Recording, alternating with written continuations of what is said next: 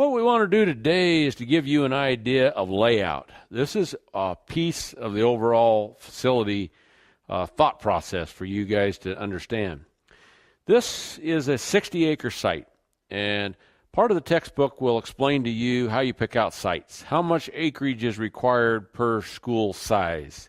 Typically, this is a hard, fast rule. About 10 to 15 acres for an elementary is desired. Double that for a middle school, so we go 20 to 30, or if we go 20, we go 40, and then double it again for a high school. So we figure about a 25, 30 acre aspect for middle school, then doubling that for high school.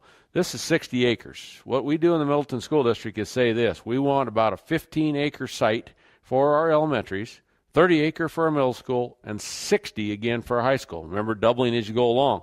That gives you a little rule of thumb on how you calculate it. Now, there are people that will calculate those based upon actual size of student school.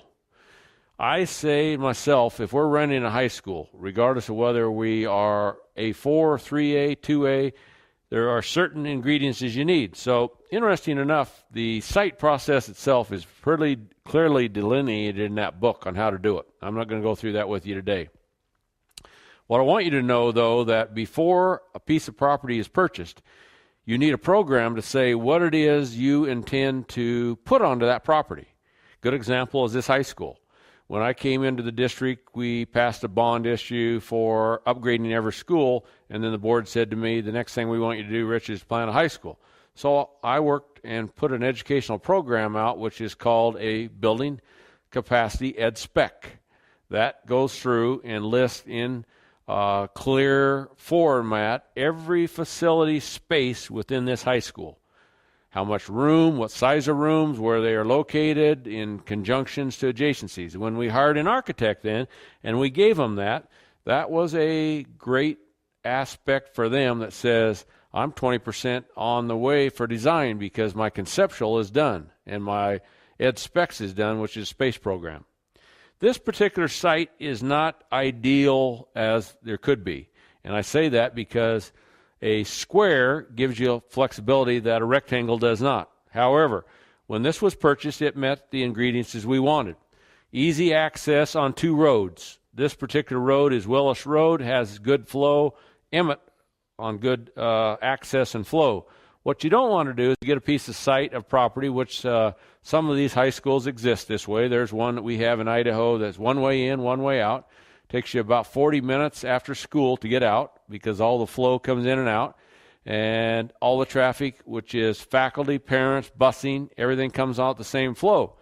This particular piece of property that we purchased here, 60-acre site, we could not get it squared because this particular property here had an irrigation ditch and a different owner. This was owned right up to here by one person, and this rest of this was owned by another, that we could buy two pieces of property and put it together. It wasn't possible to expand it wider because of the other people that owned it. So that's a problem. Also, you want a piece of property that is located not in rock and not in incline and not on hills, not something that would take a huge amount of excavation to occur. And there's properties that they'll give you today. I kid other superintendents all the time and say to this, be looking for a free property, but you can get a heck of a liability if you don't watch out where you're getting it. I've had people offer me pieces of property, and I go over and say, the requirements I have is twofold. One is you're going to show it to me physically, and two is I got to make sure what is around it. You don't want to get into a situation where they're building commercial property all the way around you, or you don't want to get into a piece of property that sits right here that has no access, or one that has rocks or gas wells or something else under it, oil tanks. This particular property is a good asset here. Now, interesting enough, part of the thought process that we're going to cover in your textbook says this: site location, and also amount of flow, safety, in and out, and access. So this particular site was laid out by a landscape architect. It doesn't have to occur, but when you go run a bond, there are three required players: an architect, a financial person that does all your information, and then a bond person that is a legal person. Those are the three required players. Part of the architect firm that we hired, we said to them, you're going to have a landscape architect on board at your cost, part of your fee, that will do this amount of information. They went out and hired one of the best landscape architects in the state that has laid out the majority of schools. This was laid out like this before the bond was ever run, before the property was ever purchased. That's the thing you want to do is, if you're going to do this kind of stuff, get a landscape architect in there before you ever run this, and one, make sure that the property you're going to buy fits the form, just like functionality, suitability of schools. This particular site had to function a variety of things. One, fit this amount of footprint in here. This is a 250,000 square foot building that holds 1,700 students. This building could be situated differently, but interesting enough, when the architects and the landscape architects look at it, they say, okay, where would you desire to put things, Rich? And I said, here's the requirements. We're going to have a softball field, a baseball field, a football field, parking for the staff, parking for the students, parking for the patrons, tennis courts, and 5 grass area courts, or 5 grass fields along in here, as well as the footprint of the building. So the first thing they did is took the footprint of the building, 250,000 square feet, which is a 2-story building. In some cases it's 3-story. The gym is 3-story. And we lay out the footprint of that and say this takes 4 acres of ground just to lay the building out. So the flexibility says to ourselves, what do you want on here, Rich? I want lights. I want natural light. I want windows as much as possible. I don't want a box.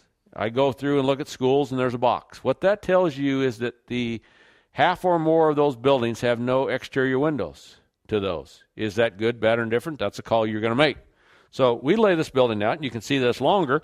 We have in between here, we have things that we don't want with lights, science labs, computers, those sort of things that we want on an inside wall. We did that for purpose. We could have strung this a little longer and still been okay. So the flow of this building says, okay, you show me what features I want. Here is a gymnasium. This is part of it. Here's an auditorium. This is part of it. And then we look at, when we design this, and say, how do you lay it out? We looked at the majority of brand new high schools, and interesting enough in this area, if you're not from this area and you've had a chance, go into Valley View and Caldwell. You're going to see a cross blend of Valley View and Caldwell. What we found is a gymnasium in Caldwell on one end and a auditorium on the other end, here and here. We used their footprint to start our flow of design, but on the same token, we looked at Valley View and said, it makes sense to put an auditorium and a gym together, but the problem Valley View has is they have no flow control. Meaning that if they come in those front doors, they have clear access to the auditorium, clear access to the gymnasium with no ownership either way or control. So what we did is looked at that and said, okay, makes sense, we correct that. Caldwell has parking limited for their auditorium, and the patrons walk from here clear to here. So when we first sited our auditorium, it was down here. The people would walk down here like they do in Caldwell, and Caldwell says, it doesn't work well. Valley View says we do them together. This doesn't work well because the flow goes in between. So here's what we did. We created a corridor and a foyer that is locked off from the rest of the lunchroom here that has a portable wall in here that you can slide. So if there is a play going on in here, a musical going on here, athletic events in here, this controls as its own foyer coming in here, separated with restrooms that will work here. Basketball has its own flow in through here, and big lunchroom for the purpose of seating 3,000 versus 900 here. If indeed there's no gymnasium activities going on, this folding wall can be opened to where then they come in here and have the full access of a seating area for lunches, dinners, whatever they'd like, all the restrooms, and are locked out of the gym. That was a little bit of a control, but that takes a huge space.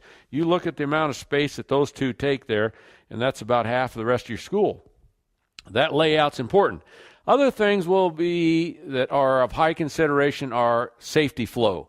The Department of Building Safety and the people that do layout of schools said the problem with schools today is we combine patrons with pedestrians, with cars, and we have a problem.